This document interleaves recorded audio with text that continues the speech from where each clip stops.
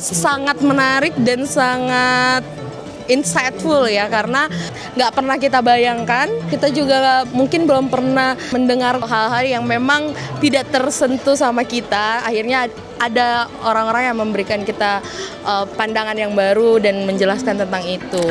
Kita tidak mewarisi bumi dan kekayaan alam ini dari nenek moyang, tapi sebenarnya kita meminjamnya dari generasi penerus. Kalau kita masih berpikir bahwa makanan kita harus beras dan apalagi gandum, Indonesia tidak akan pernah swasembada pangan. Salah satu yang paling menarik itu menggabungkan antara cerita pangan lokal dan ada cerita juga bahwa perempuan itu menjadi tokoh sentral di dalam seluruh rantai pasok pangan, mulai dari petaninya sampai cerita-cerita masyarakat, terutama perempuan yang bisa memproduksi pangan-pangan yang lebih bernutrisi, pangan yang lebih bergizi, dan ini harus sering diangkat dengan berbagai medium. Saya tidak pernah menganggap bahwa menjelaskan itu tidak penting. Saya tidak pernah menganggap data itu tidak penting. Saya tidak pernah menganggap awareness itu tidak penting. Pertanyaannya adalah, ketika hal itu sudah kita lakukan terus-menerus dan ternyata RU apapun selalu lolos dan wapresnya tetap Gibran, apa yang salah gitu? Kesan saya sangat luar biasa, apalagi di bagian akhir tadi. Gimana sih kita tuh ternyata kurang mengakar gitu.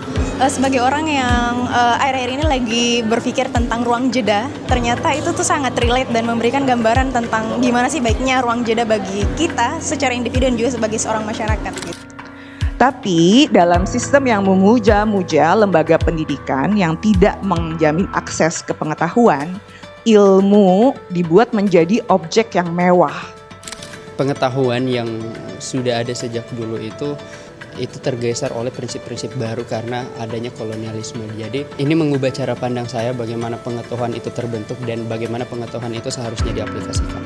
Jadi tidak ada pengetahuan yang lebih tinggi dari pengetahuan yang lainnya, semuanya harus setara. Sebagian besar kerja saya justru dimulai ketika sesuatu hampir hilang atau sudah hilang karena dirampas. Karena dia sebenarnya kan membukanya dengan kehilangan. Kebetulan saya mengalami kehilangan, tapi ternyata saya kembali mengartikan kehilangan itu dari kisahnya sendiri, bahwa sebenarnya kehilangan itu ternyata bukan cuma kehilangan orang, tapi terkadang identitas tanah kita, budaya kita, bahasa kita, ternyata itu juga bisa hilang dan harusnya kita bisa menunda kehilangan itu.